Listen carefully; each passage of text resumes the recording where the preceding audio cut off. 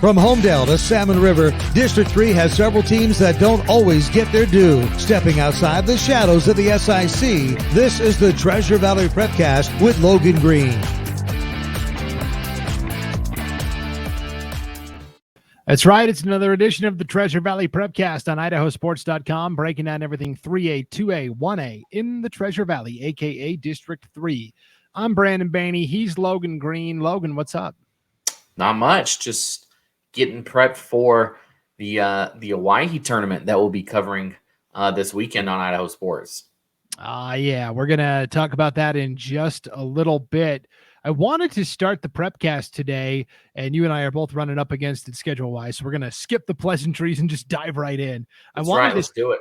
I wanted to start today with girls basketball, if that's okay. Is that all right? Yeah. Okay. Girls basketball, and I wanted to because we're recording this on Wednesday afternoon, and on Tuesday night, so last night, or Tuesday night if you're listening to this later, a pretty big 3A conference game took place between Fruitland and Parma. And this was a wild game. I mean, back and forth, down to the wire. Fruitland had the ball with like 8 seconds to go, went the length of the floor. One of their guards tried to penetrate and ended up throwing it on the low block to Gracie Huff. She's a senior post for Fruitland. Huff turns around and scores from like 2 feet as time expires, and Fruitland, with the buzzer beater, knocks off Parma 48-46. It was a very exciting game, and for Fruitland, they're now 5-3 overall. Parma drops to 2-7. It was a very surprising role reversal here. Yeah, that's a brutal way to lose a conference game too, just right there at the buzzer. And on the other end, if you're Fruitland, what a great way to win a game. Buzzer beaters are always fun to see, no matter what level of basketball it is. That's what you live for, is to see those games won at the last minute. So with the win, Fruitland is 1-0 in conference. It was their conference opener, and for Parma, it was their conference opener as well. So they're 0-1. What do we make of this Panthers team? Coming in, we thought, they were going to be pretty solid. Now they have played a very tough schedule. And so you look at, they've played Melba twice, Coal Valley Christian twice. They've played Grangeville, Sugar Salem, West Jefferson, Emmett. I mean, this is a gauntlet of a schedule for Parma. But now we talked about this during the football season with Grangeville a little bit, where they made such a difficult schedule that it really put a lot of pressure on them to perform well when districts comes. And even with that, you always have to think of the Max Preps rankings, and with Parma being 2-7 because of this really daunting schedule, they're probably not going to get a favorable seed if they get to state. Yeah, unfortunately not, like you said. But you look at who they've played, it's not like they have any. If we were the NCAA committee, would we sit down and say, yeah, that's a bad loss? Right now, I don't see it for Parma. So you've at least got that going for you, knowing that you're playing tough. I mean, they also played Coal Valley a couple days ago on the 11th. That's another tough game to play. And, yeah, it's just been a tough season for them. Kind of out of character for Parma girls basketball. We're used to seeing them do very well, but here's the thing. They went on the road and won at West Jefferson, which is a lot hard to do going that far on the road. And then they beat a 4A team in Emmett. So it's not like they're playing cupcakes and getting beat by 1,000 points. I mean, they lost by Melba. They lost to Melba by 3. They lost to Sugar Salem, who's always in the mix. So I think you got to think that they'll get it worked out, right? They have the Parma Holiday Tournament coming up. That'll give them a chance to play some teams maybe they're not accustomed to seeing, maybe get some wins rattled off. But as you get into conference play, we'll see what happens. I mean, Weiser right now is looking pretty good themselves. They're sitting at 6-2. They've had some big wins. They beat Nampa Christian this week.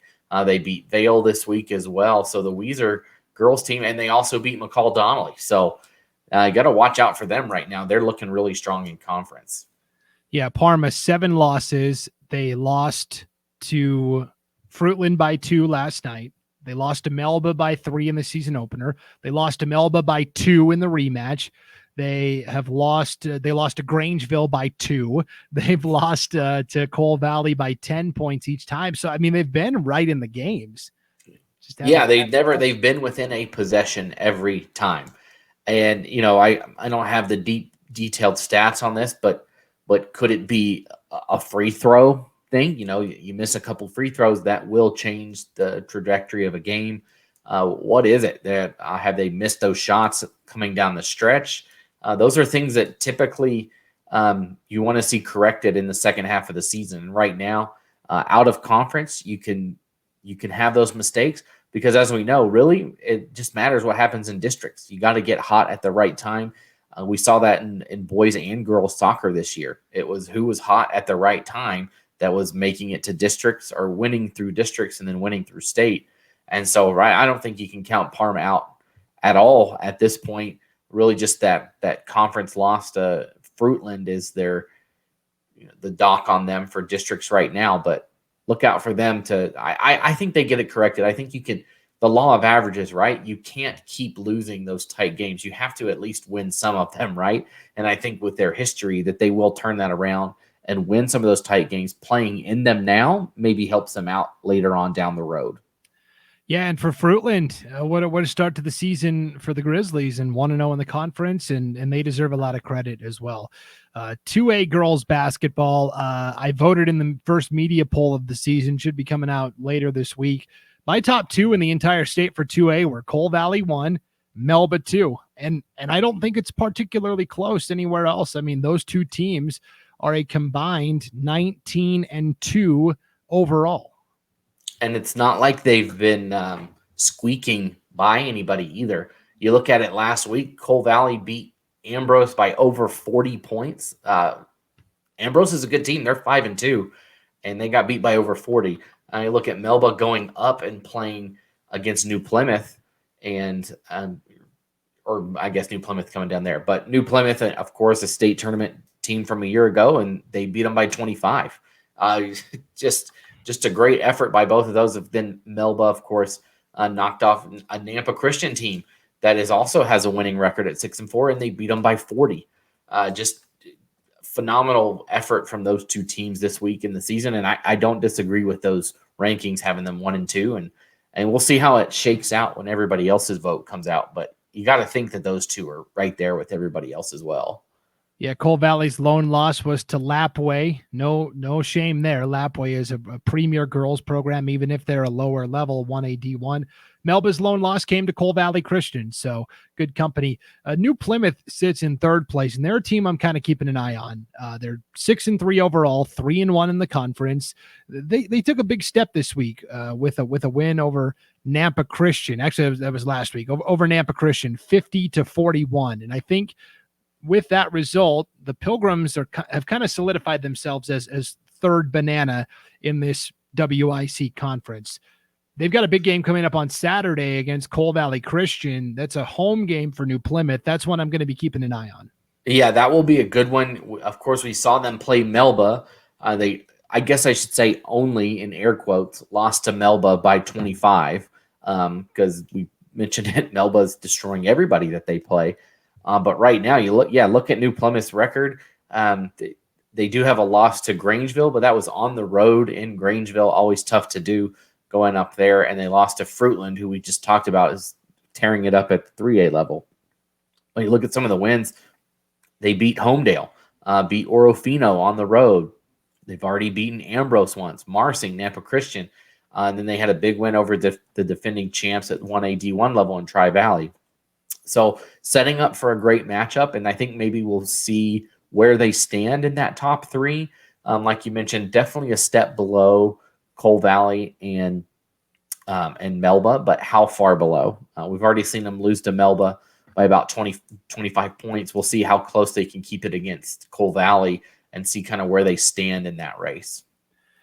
If we move on to the 1A D1 ranks in the Western Idaho Conference there, in the preseason coaches poll, Liberty Charter was picked as the preseason favorite, but the Patriots are only 1-5, and they're 0-1 in the conference. A big result last night as Notice defeated Liberty Charter 39-34, and now it's the Pirates and Rimrock who are at the top of the conference standings.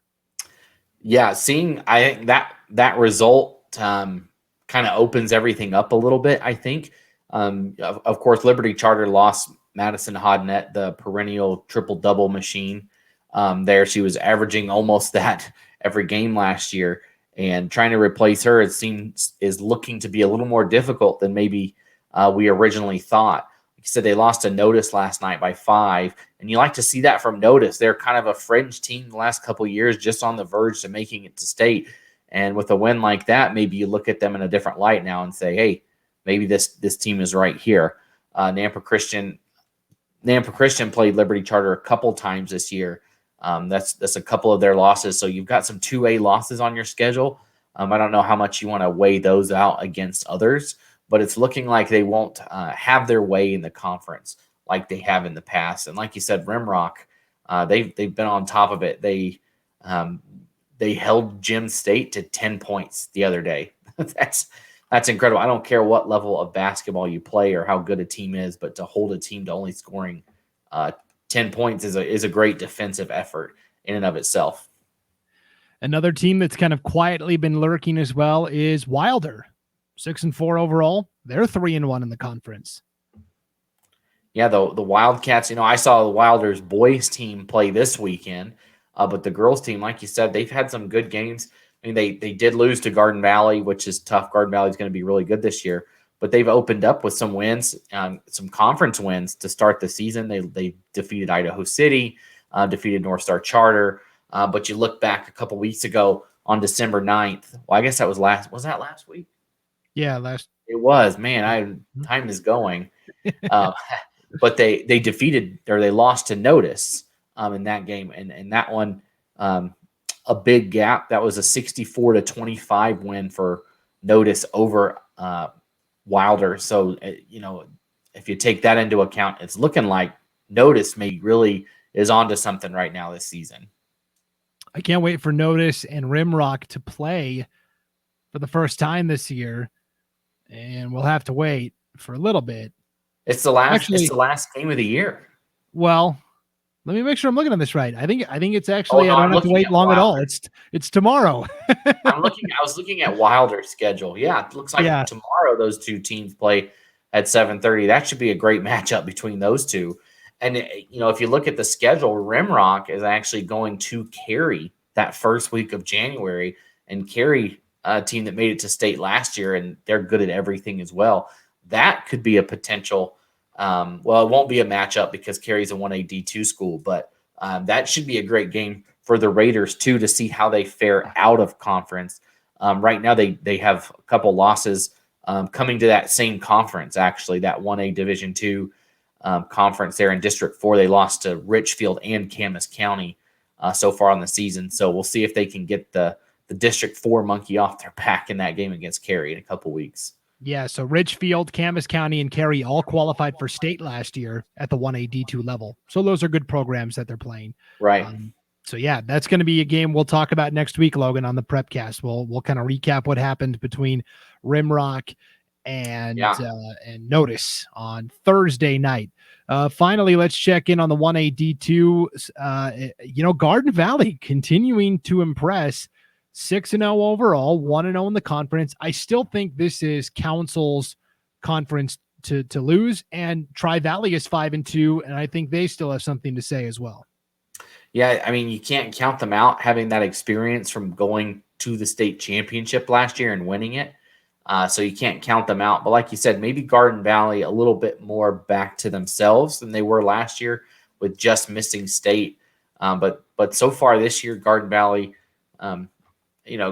Tri-Valley, and Council really look to be the strongholds. Really not a lot of games that happened at the 1A D2 level last week here in District 4. Council's been off for about a week or so after that big win they had against McCall a couple weeks ago. Yeah. Not every team puts their stats into max preps. A lot do, but some don't. But when you look at the girls basketball state leaders on max preps, Katie Wentz from Garden Valley is leading and again, this is just the teams that have put their stats in, but she's Right, the leader right. in points per game, 15, 16 points a night. Pretty impressive. Yeah, that's a great, and she's one of, I mean, we mentioned it earlier. Seems like she's been at Garden Valley forever, or maybe it's just, I think it's just the really good players just stick in your mind and you think they've been there forever. But she's just been such a key piece in that Garden Valley team. And like you said, averaging 15 points a game, it's another key piece that if you get 15 points a game from one player, you're going to score a lot of points in a game. Yeah. Well, that's our girls basketball wrap up. Let's move to boys basketball. We had the small school showcase take place in Mountain View High School last week. We had every single game live, free video coverage on IdahoSports.com. It was a long day for Paul Kingsbury and yourself, Logan. We can go game by game. Let's just real quick, when we look at what happened, what stood out to you the most from what you saw? So couple things. I'm trying to think back because it was a long day. Trying to think of exactly everything. But I was impressed with Salmon River. I don't think that they're going to state. I don't know how many games they're going to win, but this is a team that had 2 players on the bench. One got hurt, so they were playing with essentially 6 guys out there. And we kind of thought, they did lose. They lost by 30 to Dietrich, but they hustled and they didn't let anything go. They were really on top of it. They were hustling down the court, really trying their best. So I was just impressed with the effort of the Salmon River squad there. Something else, I tell you, it was a great game between Liberty Charter and I'm drawing a blank here. Liberty Charter and Raft River came down to the last minute. Raft River was down 1 and had an inbounds play under the basket to win it. But all of a sudden, coming out of nowhere, Liberty Charter just gets their hand on it and kind of pops it up into the air. And the time runs out. And I tell you, it was a great effort. Dallin Criddle was the player of the game. He was phenomenal. Liberty Charter looks good. I thought, it's early. Everybody has room to go, but Liberty Charter looked good. I liked what I saw from them.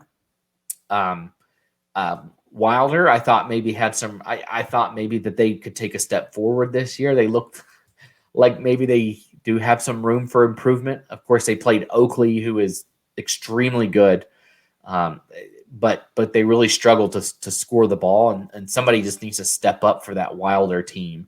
Is what I would like to see from them. And then just another note, Garden Valley was playing in that tournament. We've mentioned it before. How do you replace all of those key players that you've had for years and years that are phenomenal? And it looks to be a little bit of a work in progress. They really relied on the 3-point shot.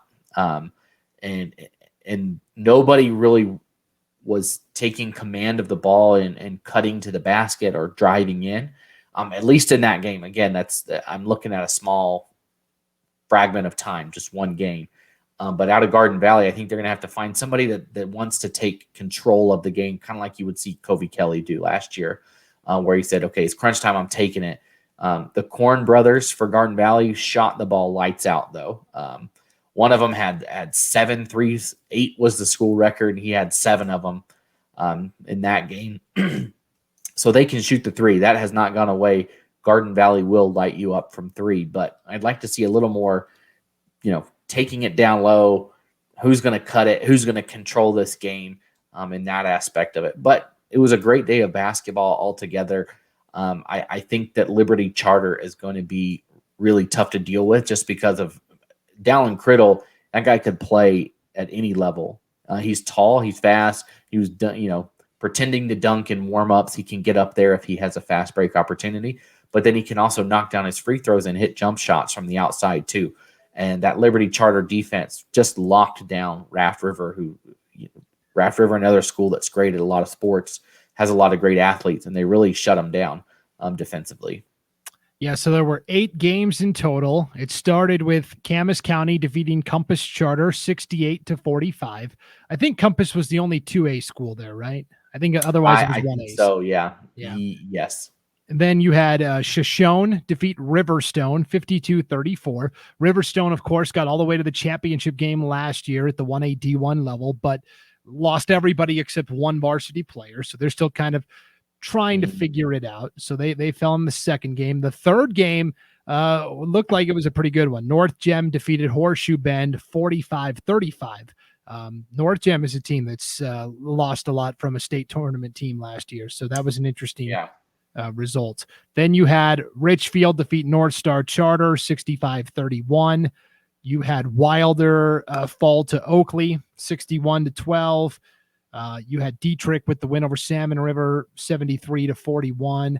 Garden Valley with the win over Grace Lutheran 59-43. And then that nightcap was the best game, right? Liberty Charter over Raft River by 36-35. So yeah, it was very tight. I would at one point Liberty Charter had gotten up by 9 points, and then all of a sudden Raft River came back and took a short lead. But then it was between, it would be 7-8 points a lot of that third and fourth quarter, and then all of a sudden Raft River just evaporated that lead and had a chance. Like I said, they had the ball, they had possession of it with a couple seconds left to go. Just couldn't get the ball in bounds. It got knocked up into the air, and Liberty Charter snuck away with the win. And I mean, Raft River's a team picked second in their league behind Oakley. They're going to be a really good squad this year. So it's a great win, non-conference win for Liberty Charter. Probably the best one they'll pick up all season. I would think so. So because the league they play in is so big as well that, you know, they have a lot of games within the conference.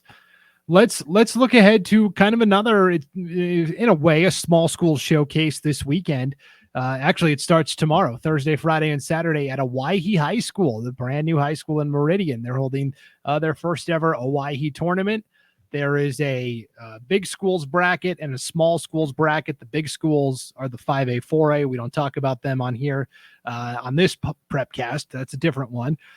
But there's the small school bracket where it's 8 teams that are like 3A, 2A. Kind of interesting.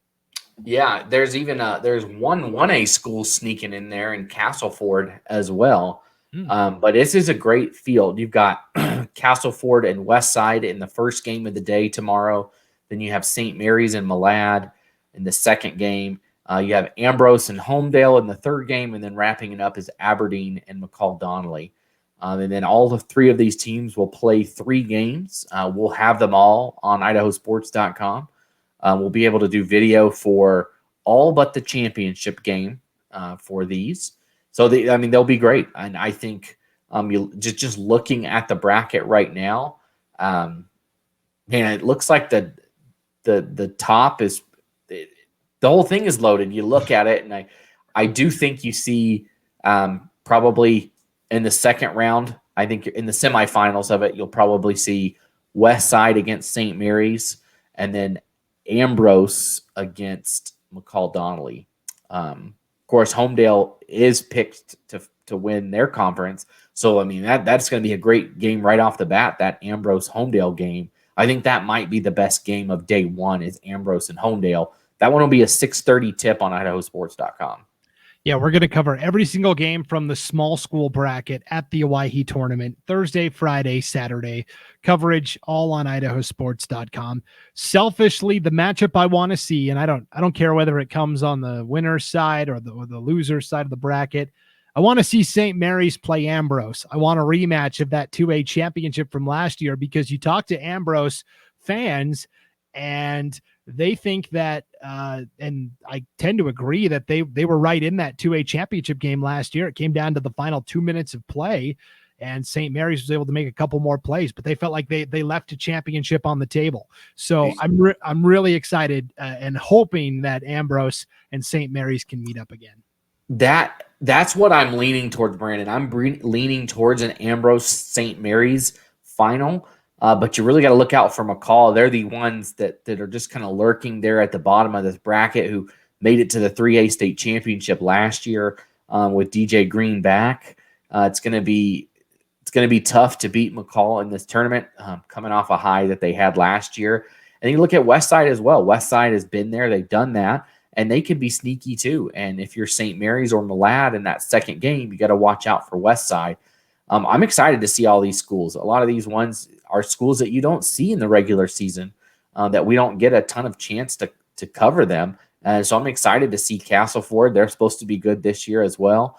But that, like you said, St. Mary's, Ambrose, I think that has the potential to be a very good championship game.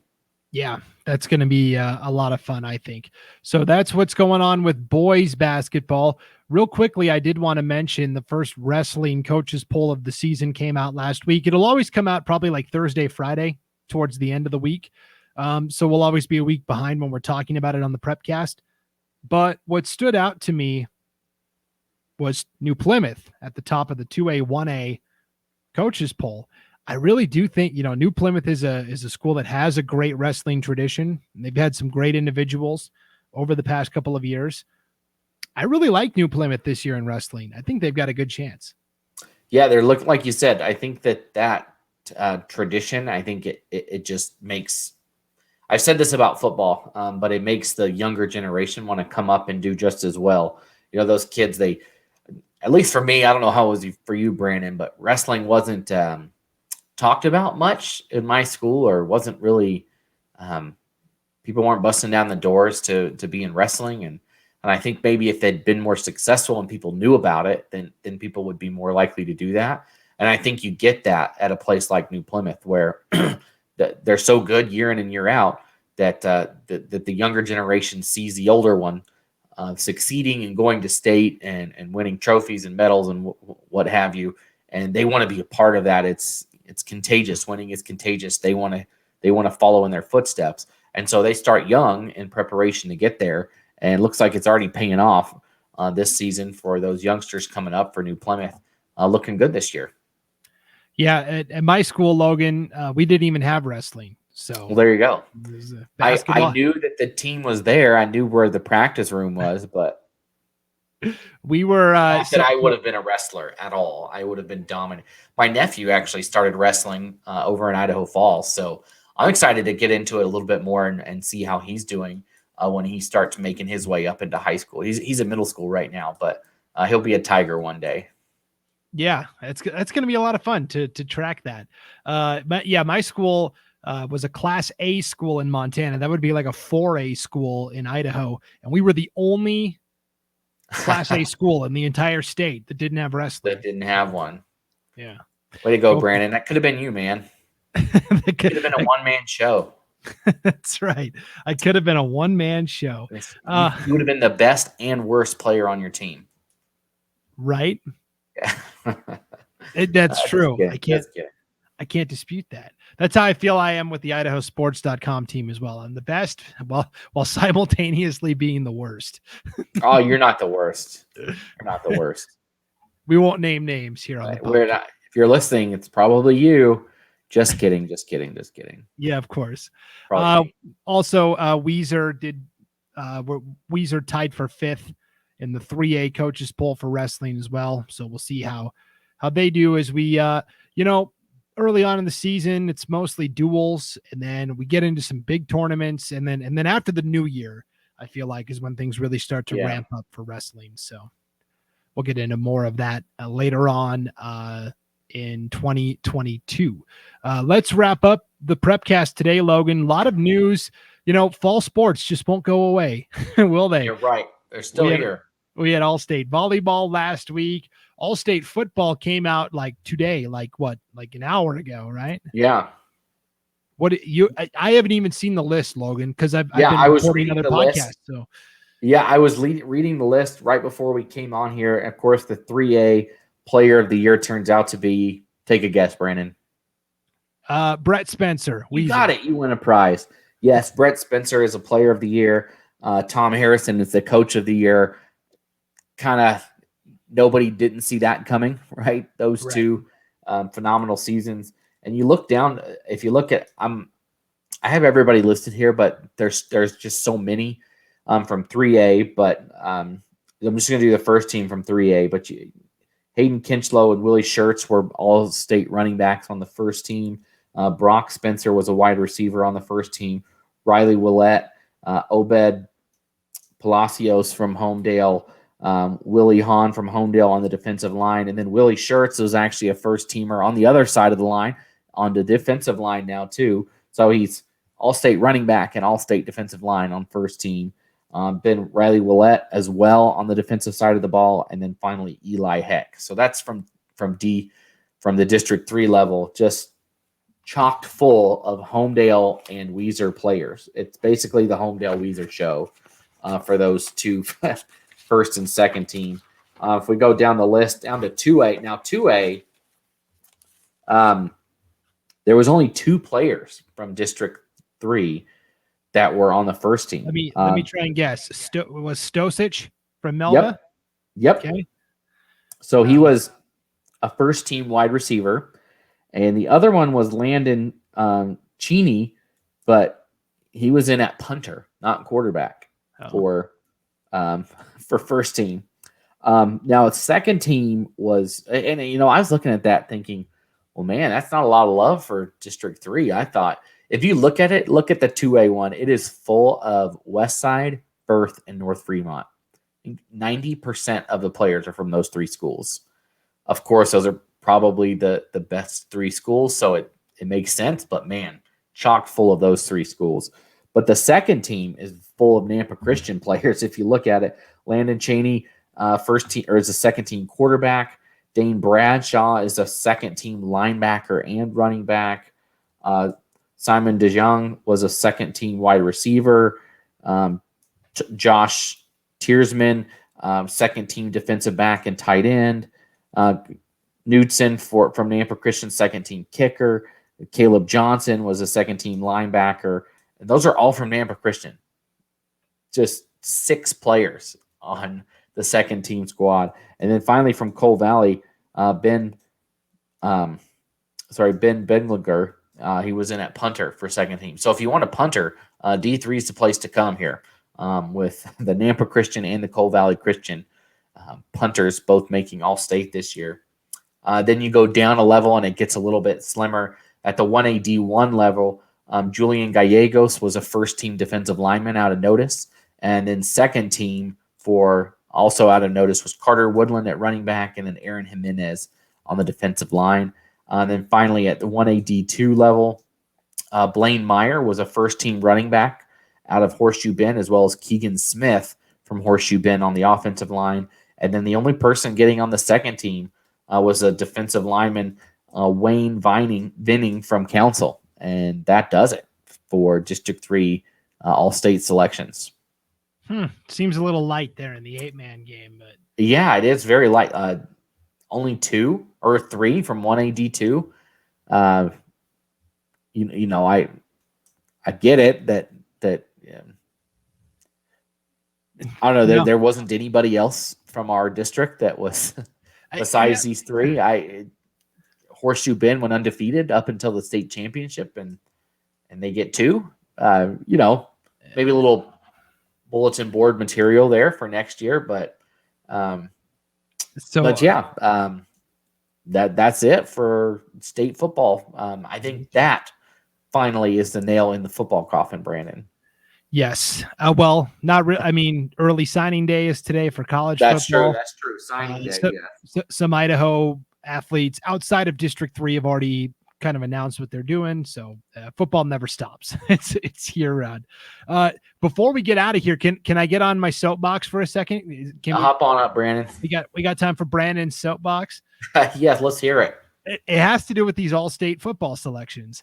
I think that the way it's done in the state of Idaho, I actually put more stock into the all-conference teams than I do the all-state team, because when an all-conference team is selected, it's the coaches from that conference that really intimately know the players and teams. When you get to the level of all-state, you've got coaches from the north having to vote on players from all around the state. And so it's not their fault, but I think human nature tends to be, well, this team made it far in the playoffs and that's who we saw. So so what happens is the all-state team is a reflection of the best players from the teams that went really far, not necessarily the best teams in the state of Idaho. Yep. Yeah, no, I see it, man. Cause you look, and how are there only 2 Horseshoe Bend players? I just there's 22 spots on this 24 spots and only 2. And so this is and it's because Horseshoe Bend lost in the quarterfinals, right? Yeah. And so not as many coaches from around the state got to see them. I don't blame the coaches. I blame the system. In Montana, where I'm from, they do it differently, and it works really well. It's the all conference teams are decided, and then they take the first team all conference players, 24 of them, right? 11 on offense, 11 on defense, and your kicker and punter. They then ask those coaches, okay, here's the first team all conference selections, rank them 1 through 24. And you sit down, and the conference coaches sit down and vote 1 through 24. And from that list, the top 16 of the 24 are automatically given all-state status. And that's how the all-state team is selected. So every conference has equal representation. And it's the coaches that really know the players that are making the best selections. Yeah, you're getting the best players from the conference when you could have some neglected just because people don't know. So the 4th best player in our conference and the conference here in District 4 or District 3 didn't get in from both the 1A D1 and the 1A D2 level. Like you would think they probably should have been an all-state player. If you're the 4th best player in your league, that you're probably pretty good at your position at the state level as well. So like you said, that method probably a little more equitable and gets those players a little more recognition than maybe they would get the way they do it right now. Now, obviously, the numbers could be adjusted, right? You've got some leagues that are literally 2 teams, right? So you can't have 16 guys from a 2-team league, but and then from there, once they have the big list of all-state players, they then sit down and vote for first team, second team, honorable mention. So there's still some distinction amongst the all-state players as well. So anyways, that was my soapbox. Yeah, hop on down, Brandon. You're done. Sounds good. And we are done here on the Treasure Valley Prepcast. A lot of exciting action coming up. Stay tuned to IdahoSports.com this weekend for all of the action from the Owhyee Tournament, the small school bracket. Not doing anything with the big schools, just the small schools. 8 teams. It's going to be 4 games a day. It's going to be a lot of fun. Logan and Wayne DeZubak, right? You're going to be on the call? Well, Clay will also be in on about half the games. And I think we actually, at the end of it, we're actually going to have two of the big school games just because of the way the bracket shakes out. Some of the big schools will be playing on the court that we will be covering. And so we'll get to cover a couple of them. And then we decided we're going to do audio. We can only do audio there on the main gym at Owhyee.